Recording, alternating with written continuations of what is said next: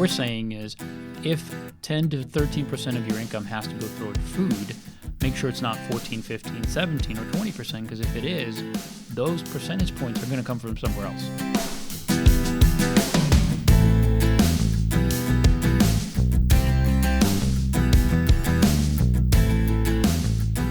Welcome to Getting Money Right with your two favorite hosts, David Thompson and Leo Sabo. And today we're going to be talking about the different categories inside of your budget, and we are doing a series. Last episode we went through housing and all the various subcategories in housing, ways to save money, things you need to be aware of.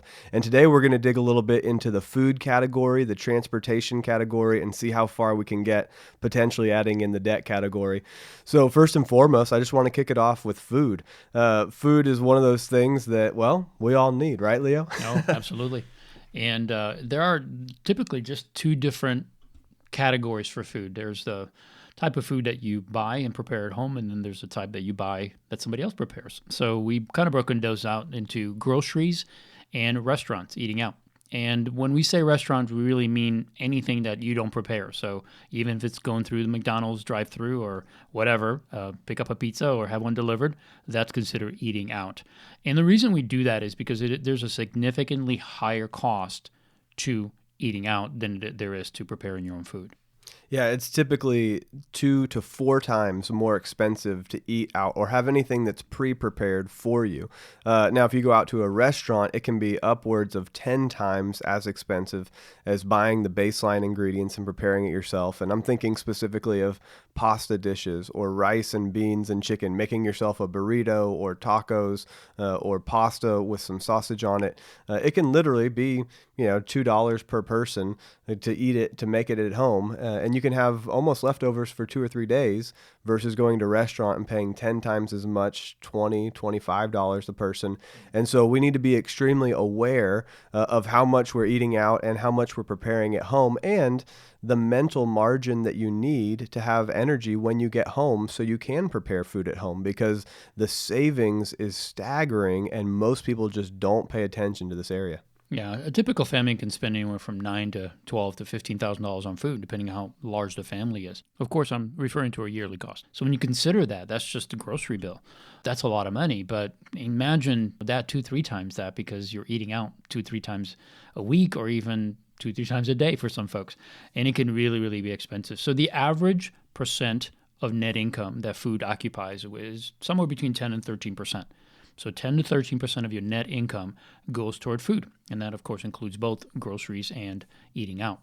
And I'd like for us to just break it down a little bit and talk about each one of these separate and talk about some opportunities that you might be able to shave some of these. And again, it's good to have both. I think it's important to have both. If you're married, I would highly recommend that you take your wife out to dinner from time to time. It's something that is something my wife certainly enjoys and something we're not going to do without. But there's, of course, a budget in place, so you have to set limits. And so we want to talk about how do you still enjoy this benefit of going out to eat and enjoying the social part of that, while at the same time keeping yourself from going overboard. So when it comes to groceries, there's a high variation in cost, whether you're buying organic food or specialty type of meats or foods, that can be very expensive. So you have to kind of look at that and say, what are my desires for these kind of things, and how can I find that balance? And it's different for everybody, and we're not trying to dictate what that is, but depending on what your percent of income is, let's say your percentage of income for food is 13%. Let's say that's $800 a month, and you have a family of 4.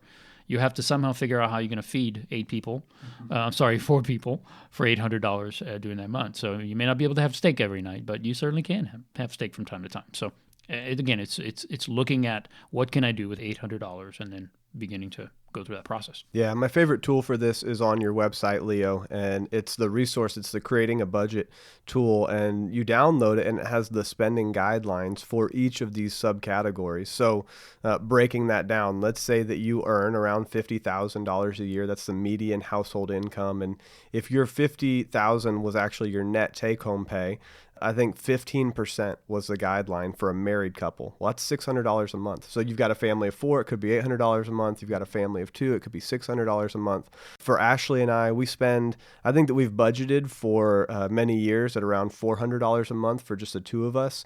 But typically we tend to inch over that to 425, 450, and then some months we're well under. But it's very doable. Now I know some of you are laughing as you hear me say this because you're thinking, how could I ever live on less than $1,000 a month? And then some people are listening and they're saying, how could you possibly spend $400 on just two people? I know there's a wide variance in the audience. Sure there is. So I want to congratulate you if you're spending much less than Ashley and I. That's awesome. Well done. Yeah. Keep going. But I also don't want to shame you if you're spending more than us. I want you to realize this is a unique category to each person, but the categories do have recommended percentages that keep you in healthy financial conditions. And so that's what we're asking you to look at is go download that tool and look at the guidelines, because then you'll know what's a healthy amount to spend on food. If you start to earn $100,000 a year or $200,000 a year and you're still spending 15% of your income on food, well, then it might be a problem. It might be a problem.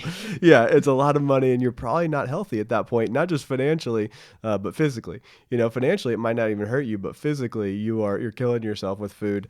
And so you have to be aware that this happens. Leo, what does it look like when people go out to eat? What are the different options and kind of levels of eating out? What do you see there? Yeah, I mean, just using a personal example, if you go to a fast food type of restaurant and just drive through and pick up some food for the evening, which all of us do from time to time because of time pressures and those kind of things, it's somewhere between $15 and $25. That's for 2, maybe 3 people. If you have a larger family, it could be $30, $35. If you do a sit-down basic for a couple, somewhere between $30 and $35 if you figure in a small tip. And then a sit-down fancy restaurant could be anywhere from $50 to $100 or more. So you can see how that eating out category can just go really high depending on your preference and where you like to eat. What we recommend is to look at that specific area is just to use cash. There's nothing like having cash that'll keep you honest to what you're actually taking and spending. Yeah, when you grab that last dollar, it's gone. Like when you've got it in an envelope or you've got it in your wallet, when you run out of the cash that's set aside for eating out, you stop eating out. Yeah, and again, it's based on your overall income. How do you best use that to accomplish everything you're trying to accomplish? So it's not just feeding your family, but it's also taking care of your cars and buying food and paying bills and making sure that your home payment is made on time. And all those things are part of it. And what we're saying is if 10 to 13% of your income has to go toward food, make sure it's not 14, 15, 17, or 20%, because if it is, those percentage points are going to come from somewhere else. So what are you potentially robbing from another area in order to make this one thing happen? Now, if you choose to spend less in another area because you want to make eating out more of it's more social for you and it's kind of fits your lifestyle, there's nothing wrong with that. That's absolutely fine. But understand that it's okay, because the guideline doesn't say you as a family of 4 need to spend exactly $800 a month. It just says this is a suggestion in order to stay healthy. So if you end up spending $1,000, that's fine. Just know that $200 is going to have to be reduced from another area of your budget. Yeah, I like that a lot. I've got many different friends from many different cultures.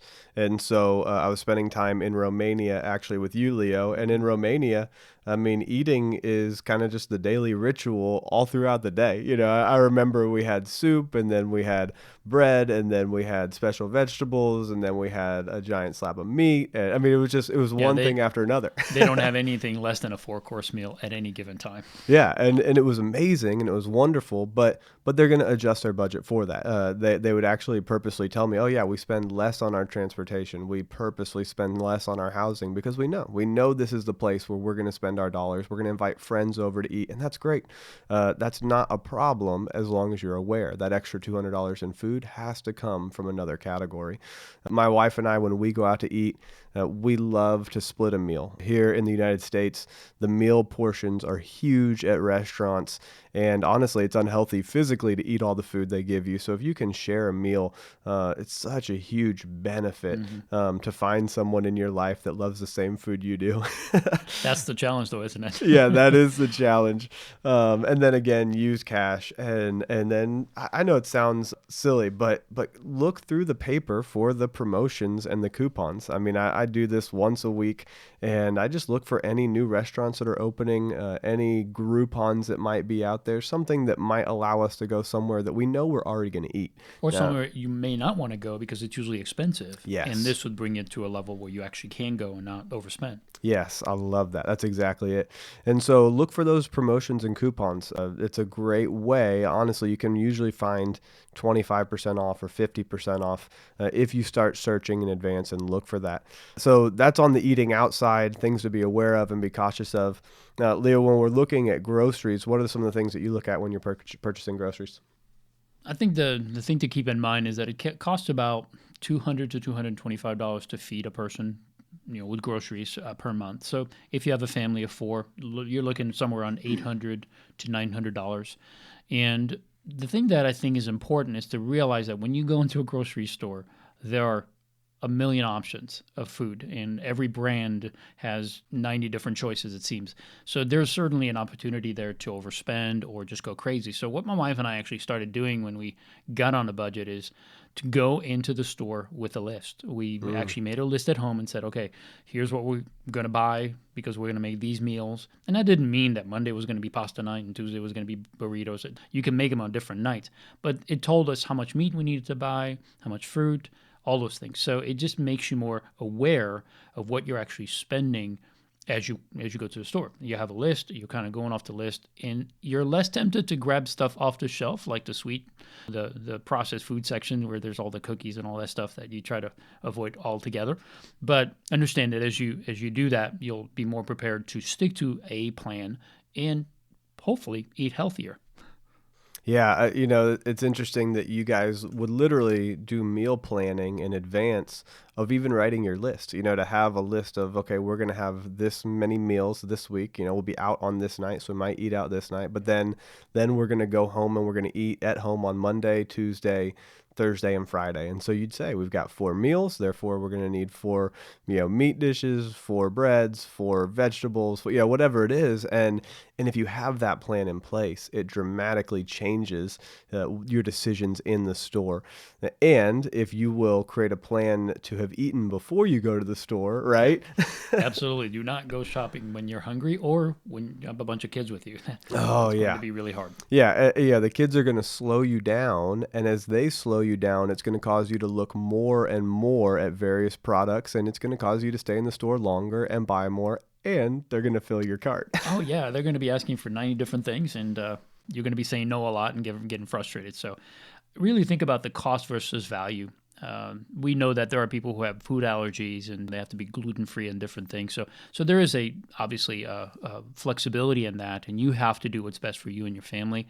But what we're trying to do is to just give you a heads up and help you to rein in some of these expenses that can really, at least for us Americans, tend to be just a little bit out there.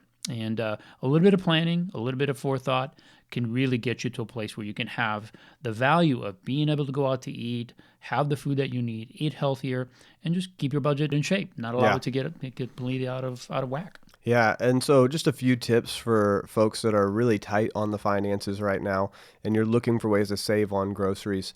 One, this was helpful for me, not just on finances, but just the sheer overwhelming moment of walking into a giant grocery store with tons of options. I do love to go to, Walmart and Target and Tom Thumb and Kroger, and they're great, but there's so many options. And my brain, I might be unique in this, but when I see all those options, I have to slow down and look at each one and figure out cost per ounce. I'm very nerdy like that. And, which one of these is the best choice for me? And, look, what's the sodium? And it's overwhelming and it's silly. There's a store that I go to now, not all the time, but from time to time, called Aldi's. And Aldi's only sells the off brands. And so when I go to the store, they only have 1 or 2 options of everything instead of 5 or 6 options, because it's literally, do you want salt added or no salt? And either way, it's the off brand.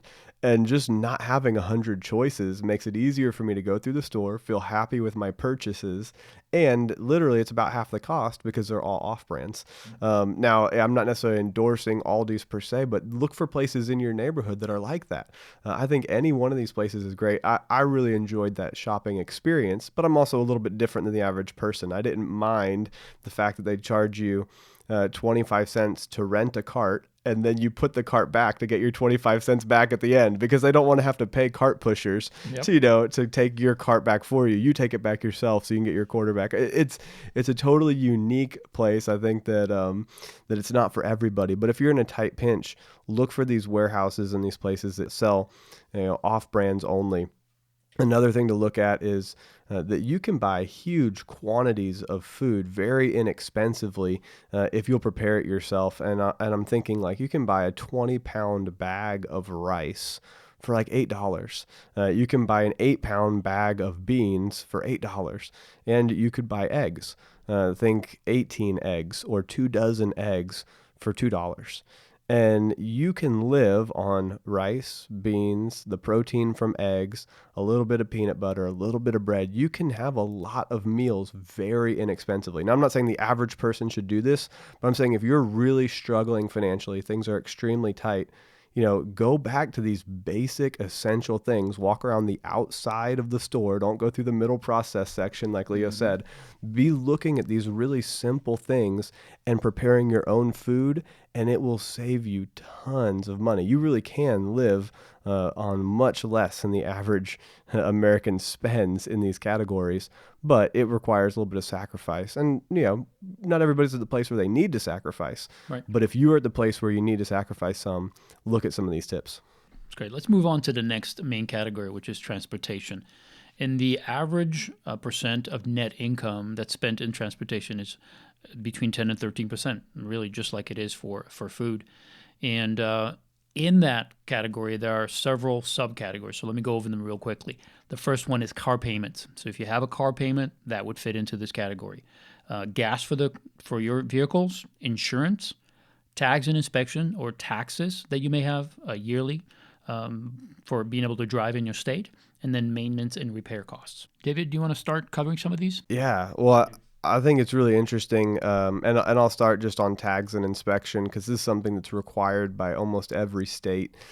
Here in Texas, it's about $100 to $120 per vehicle. It used to be, I think when I started, it was $60, and then over 5 years it went to $70, and a decade later it was $80, and now it's almost $100 and some plus.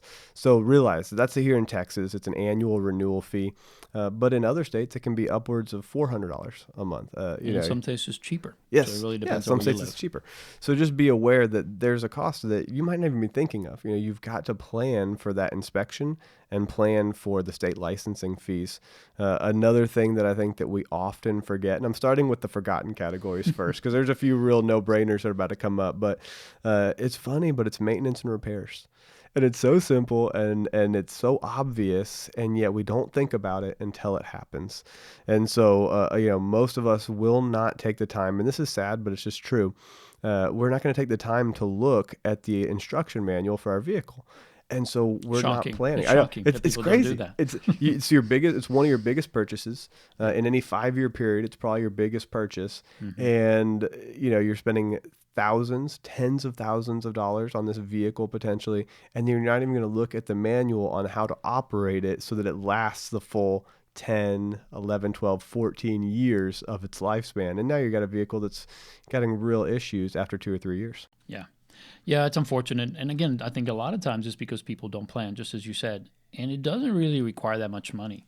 When you consider that the repairs and maintenance costs, especially for a car that's a newer vehicle, you don't really need to set that much money aside. I would say probably $150 for newer cars. I'm talking about at least 2 vehicles in the household. There are at least 2. And when you consider that you're going to change the oil every 3,000 to 5,000 miles, you may have to change an air filter, fuel filter, cabin filter every year, coolant flush, transmission fluid change, even a tire replacement every 40 to 50,000 miles. Yeah. And, we drive somewhere between 10 and 15,000 miles these days. So every 3 to 4 years, you're going to change those tires. And depending on what kind of vehicle you have, it could be pretty expensive. For my wife and I have sedans, just 2 and 4-door sedans. And I know I've not bought a set of tires less than $400, $500 in the last few years. So, that comes as a surprise to most people because they're just not setting money aside for it. So that's why we include it as a subcategory, because not only do you need to change the oil every 2 to 3 months or so, but also you need to replace some of these other items and be prepared for some of those bigger things like tire replacement, brakes to be done. I don't know anybody that's going to charge you less than $450 for do your brakes. Yeah. So that's a considerable cost for people who either don't have it in their savings or just don't have it set aside. And honestly, even if you have it in your savings, that's not what savings is for. This is what the budget is for, folks, Yeah. is to have this category in your budget. So you're setting money aside, and you may be doing it for a year or two until it's time to replace those tires. But how great will it be when you have $500, $600, $700 set aside to go replace the tires on your car? Yeah. I know your wife will appreciate when she's sliding all over the place and she needs new tires. So it's important to have this built into your transportation category. Yeah, and it's not an emergency fund issue. It's a budgeting issue. I love that you said that because this is something that you need to put into. Ashley and I do it into a cash envelope, and every month we take cash out at the beginning of the month and we put a certain amount into our car maintenance category or envelope. And I do it every single month. Today I literally take the cash out and put it in. But when Ashley or I need to go get our oil changed or we need to go get our tires replaced, we just take cash out of the envelope, and it's very simple. There's no stress. There's no worry. Yep. Ashley doesn't feel bad that she spent $400 on tires. I don't feel bad that I spent $400 on tires or new brakes or an alignment because it's in the plan. We planned for this together. So, Leo, let's just look at a breakdown kind of overall. We tend to think about, oh, well, the car is only the car payment. But what are some of the other things that go into the costs of a vehicle? Let's talk about somebody who's maybe got a $65,000 net income. Their transportation spending guideline percentage is 12% annually. What does that break down to? Assuming somebody's $65,000 a year, paying 12% towards their vehicle, which would be the guideline. What does that look like? So that in dollar amount would be $7,800 a year. So that's what it would cost for transportation, all for the whole year, $7,800, and that would be $650 a month. So you would have to set aside just in the transportation area $650. Now we talked about insurance. I'm sorry, we didn't talk about insurance. We're going to talk about insurance and gas, but we touched on tags and inspection and maintenance and repairs. Let me give you an idea of what that $650 will do for you.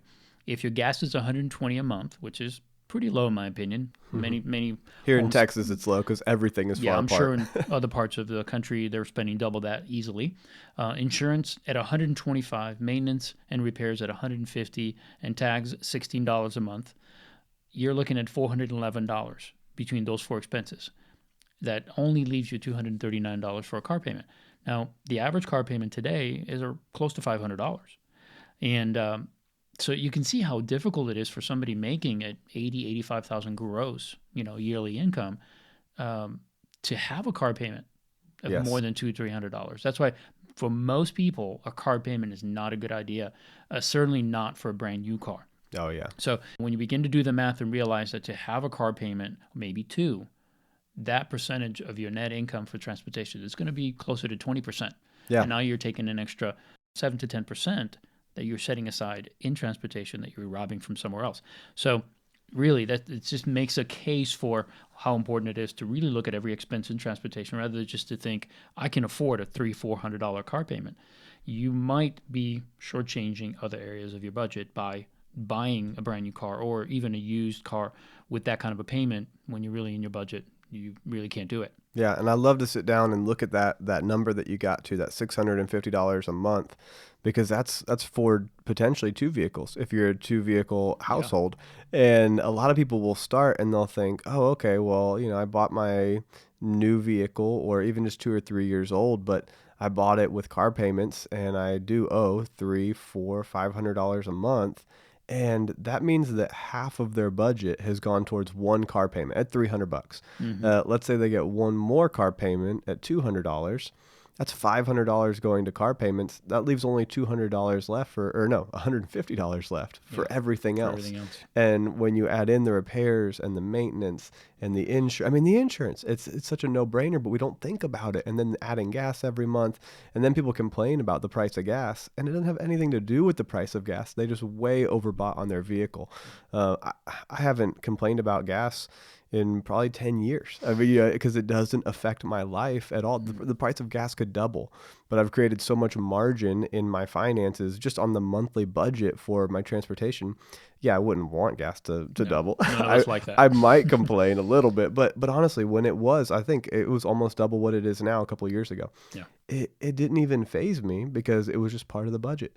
And so these are the things. It's not gas's fault. It's not the insurance company's fault. It's not the car repair business's fault. They're not trying to rip you off. This is just part of life. You've got to have a plan in place. And if that means you've got to drive a car that's a little bit lower than what you were hoping to right away, that's okay. Yeah. Be content. Be grateful for the fact that you have a vehicle. Be grateful for the fact that you have transportation to and from work, job, friends, church, wherever you're going on a daily basis. And it is a to B, right? I mean, sure, it's the ride into work in a BMW is better than one in a Honda Civic, but ultimately it takes you there. So whatever you can afford and whatever you can do, you should shoot for that. Now that doesn't mean someday you can't have a nicer car. Of course, you should. I think it's a good thing to try to go for more.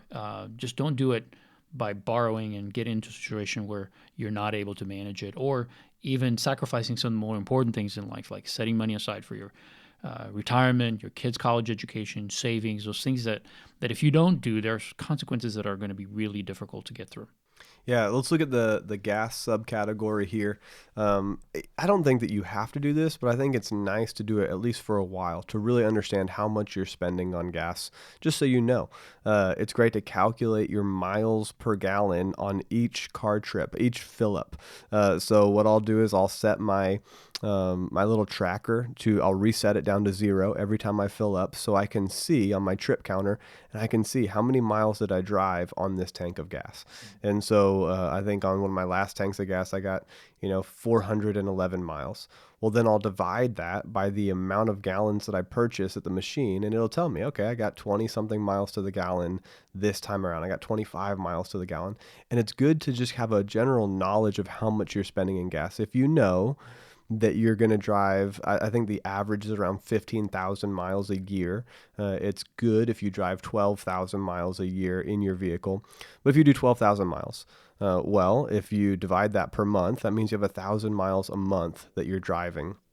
If you know you get 20 miles per gallon and you're going to drive 1,000 miles, that means you have to buy 50 gallons of gas. Right. Well, now you multiply that 50 gallons of gas times the price of gas. Maybe it's $2.25 recently. Mm-hmm. That's $112 per month that you're spending on gas. Right. So I know that was kind of a little bit of complex, here in a verbal format, but driving 1,000 miles a year, or 12,000 a year, 1,000 per month, getting 20 miles per gallon means that you're buying 50 gallons of gas.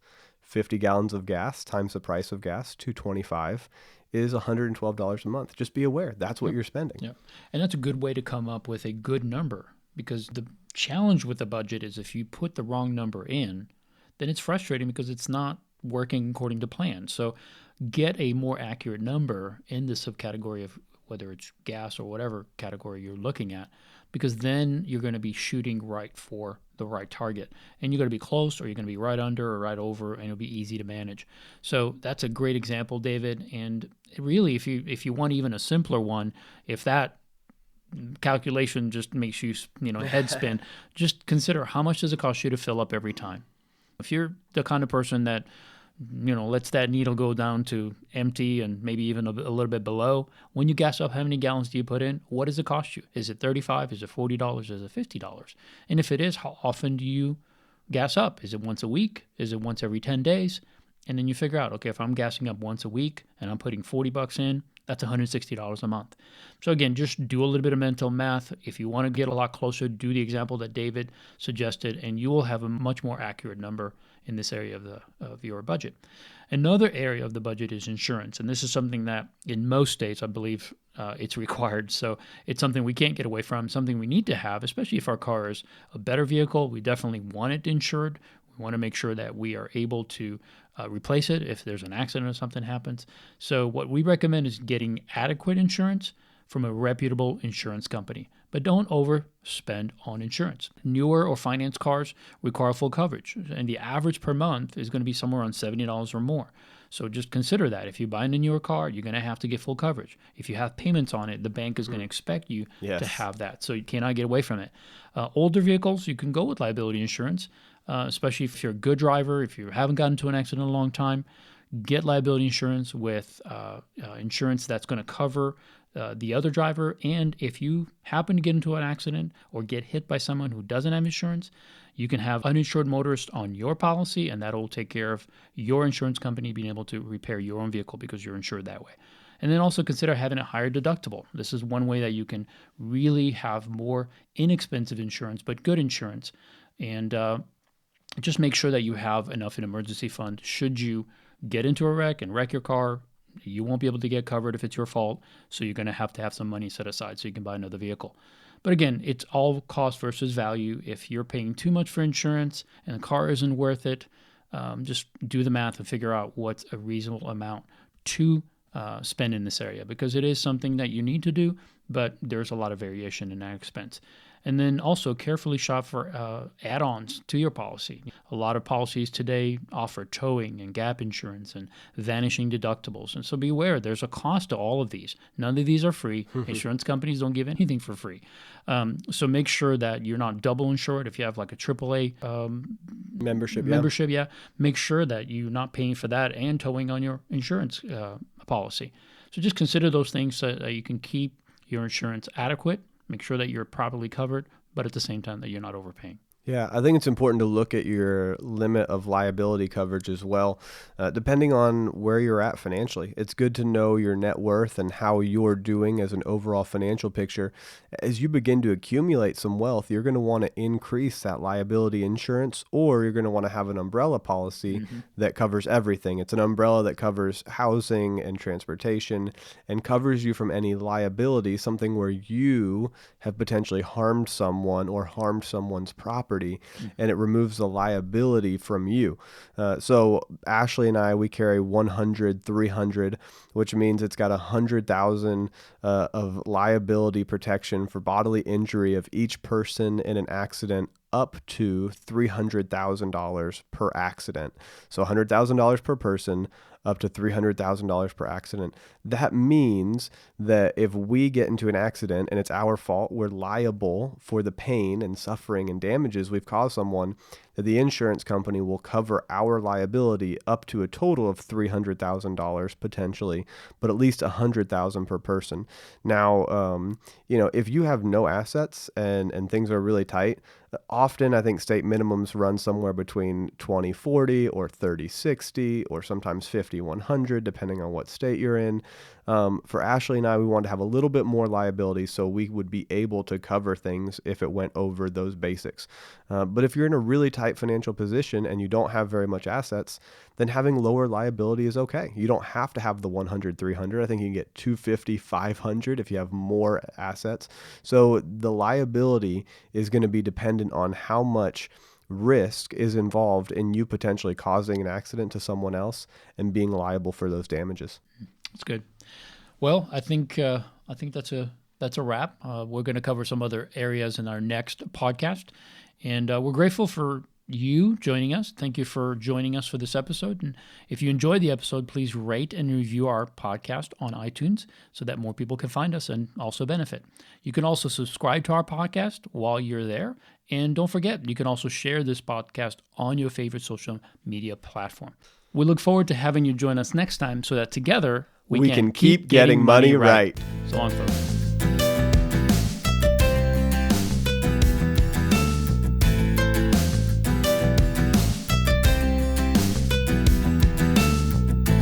Typically 2 to 4 times more expensive to eat out or have anything that's pre-prepared for you. Now, if you go out to a restaurant, it can be upwards of 10 times as expensive.